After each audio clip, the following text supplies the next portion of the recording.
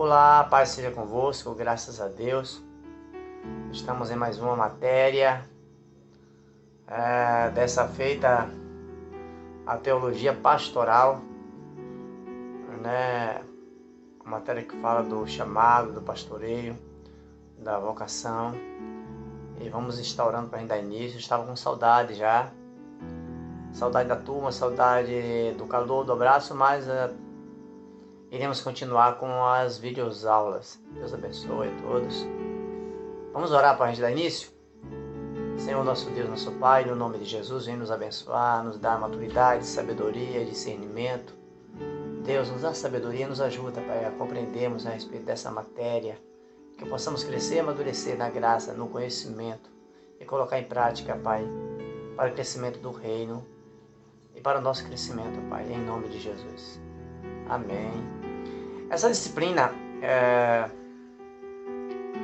ela visa levar o aluno a conceituar a ideia de pastor, né? Pastoral, para com Deus, para consigo mesmo. Conhecer alguns conceitos bíblicos sobre o trabalho pastoral, compreender o caráter e intuito do trabalho pastoral, identificar algumas exigências estabelecidas pela Bíblia no exercício desse trabalho,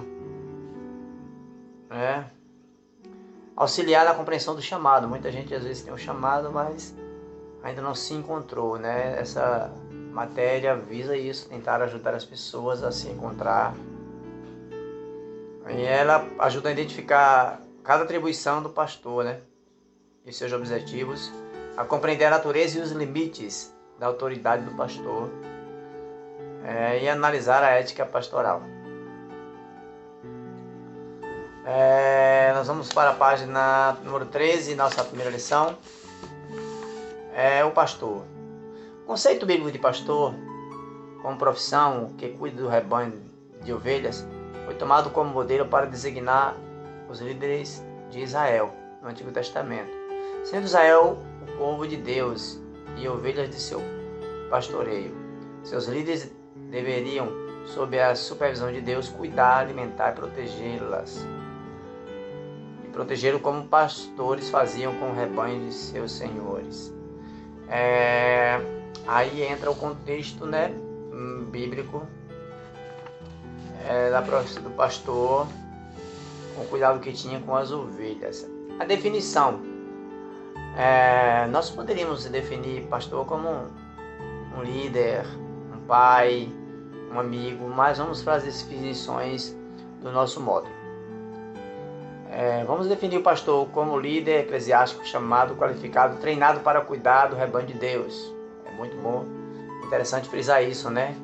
Cuidar, treinado, capacitado. Hoje nós temos no nosso dia a dia muitos problemas com líderes que são ungidos por outros pastores que até não têm essa autoridade de fazer isso, porque para ungir pastores e obreiros só mesmo uma convenção, né?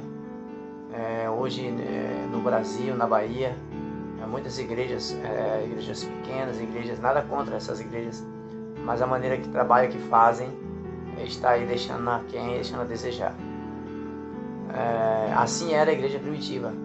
Eram os mais velhos, os apóstolos, os bispos, os pastores, os anciões, quem reunia, fazia reuniões, faziam concílios, faziam assembleias e nomeavam os líderes, né, diáconos, bispos, pastores, as chamadas, hoje chamada de convenção, a hierarquia, né?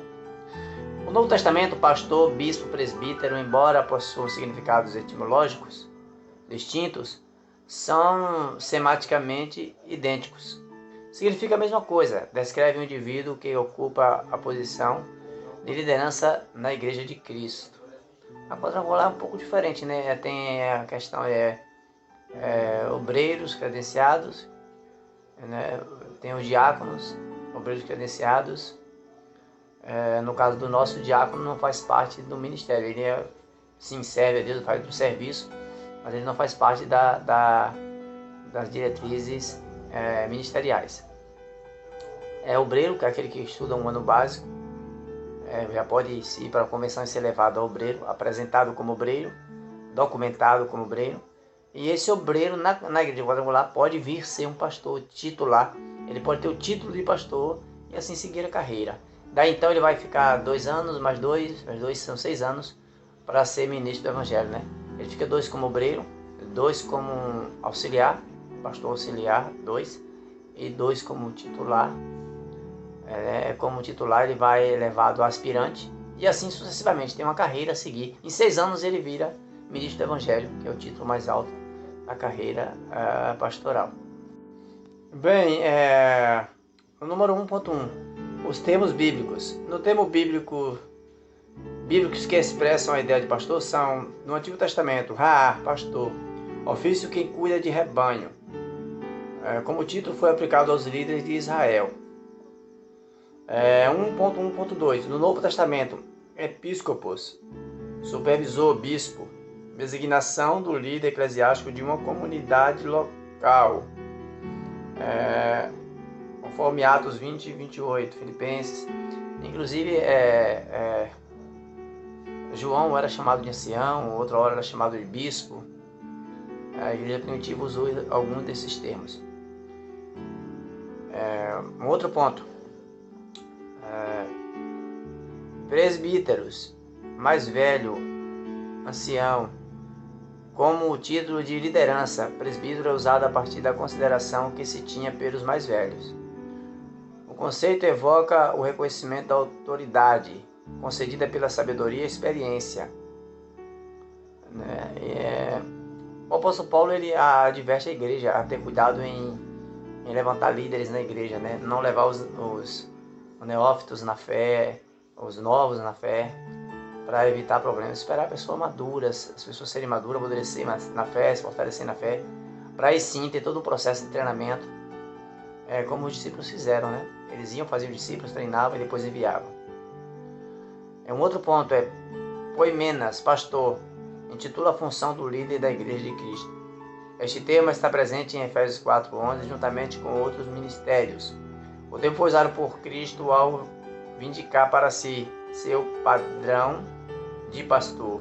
Eu sou o bom pastor, lá no livro de João 10. O bom pastor dá vida pelas suas ovelhas. E Cristo até fala com Pedro, né? Pedro, apacenta minhas ovelhas. Pedro, me ama, apacenta minhas ovelhas. Há por aí quem diga que não existe pastor, mas Cristo instituiu, a igreja instituiu líderes e pastores para nos guiar e nos dar a direção. Um outro termo é poisteme, estar à frente, liderar. Refere-se àqueles que vos predizem no Senhor. Este termo ocorre em 1 Tessalonicenses 5:12.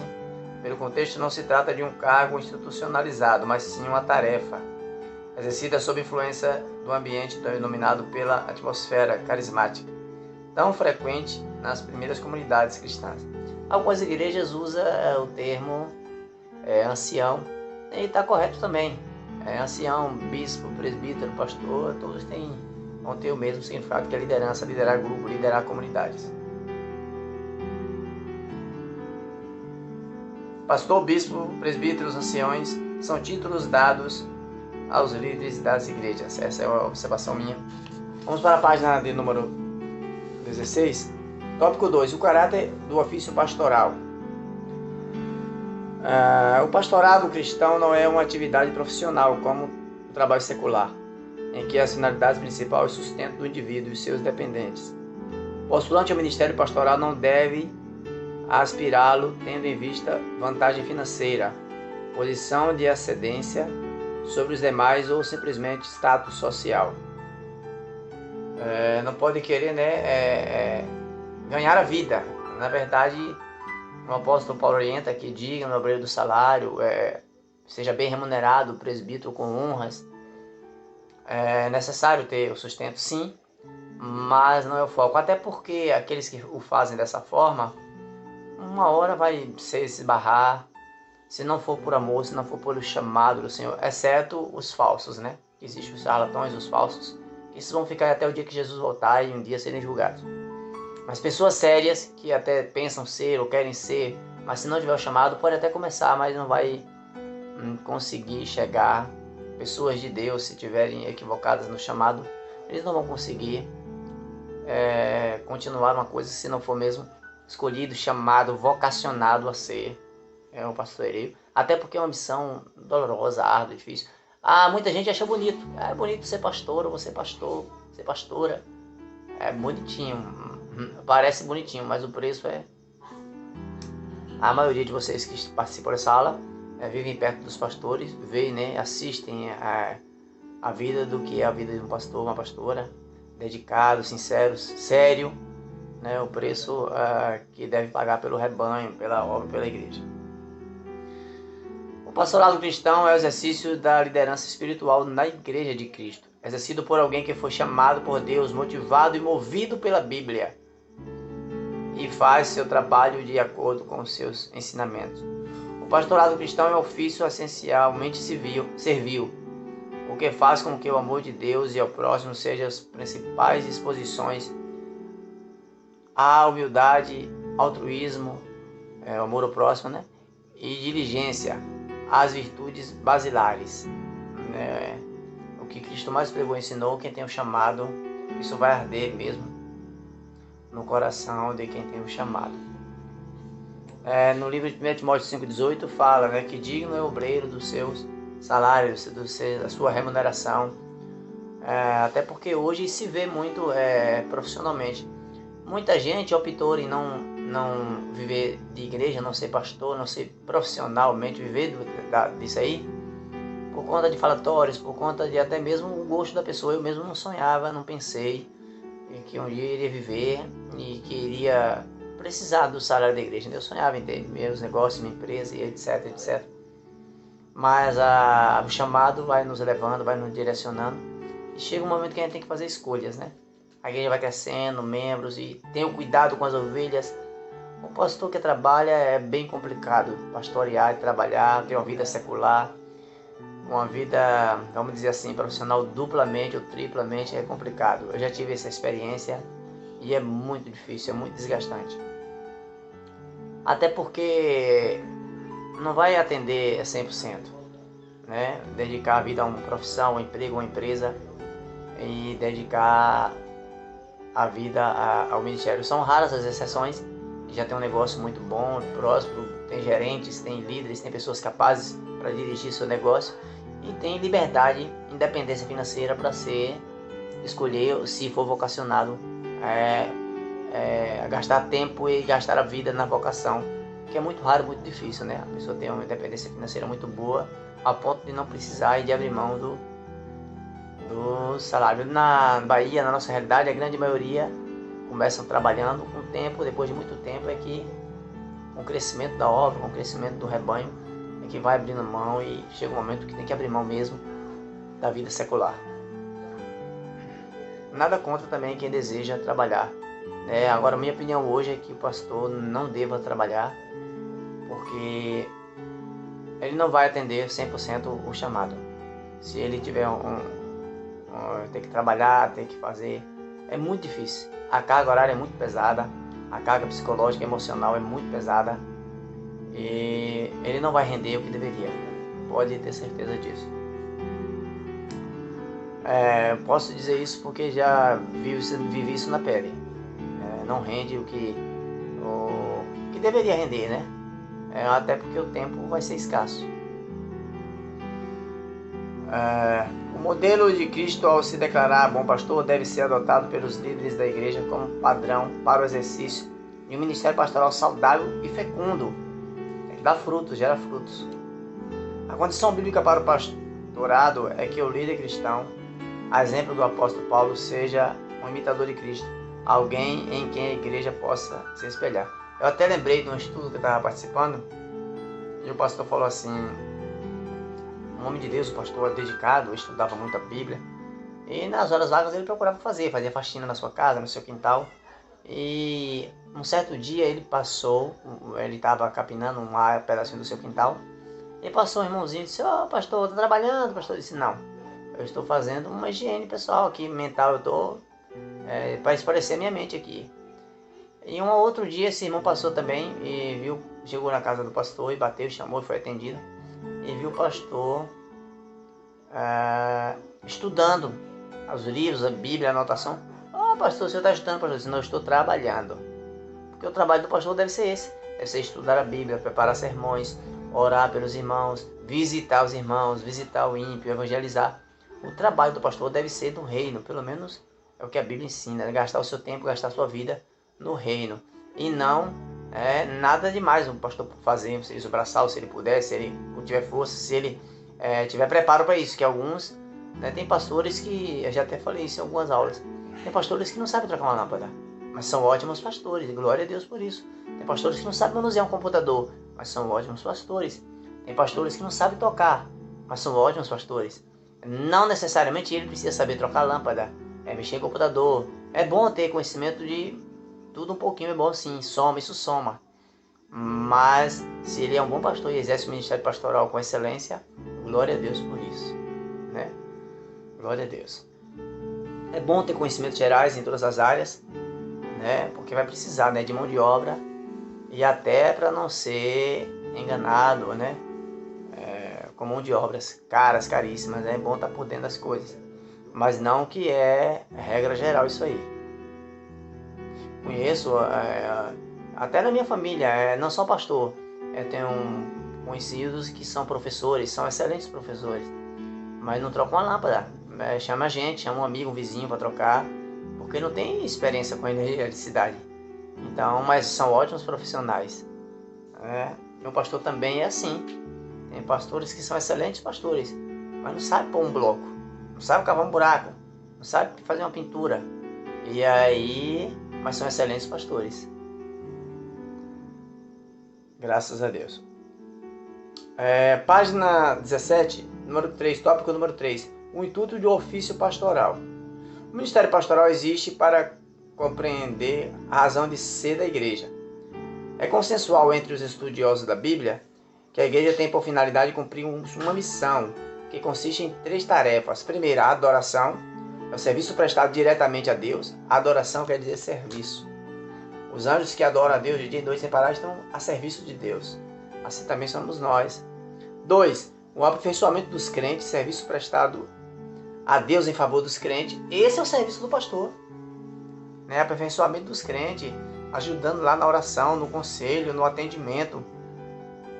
Pastor, na verdade, ele tem uma múltipla função. Ele é conselheiro, ele é psicólogo, ele é analista, ele é psicanalista. O pastor que exerce a função pastoreio mesmo. Ele é uma mão na roda. Número 3, a evangelização, serviço prestado a Deus em favor dos perdidos. Então o pastor deve sim gastar o seu tempo com isso, com essas coisas, com o reino, com a obra de Deus. E não com a vida secular. Pelo menos essa é a proposta.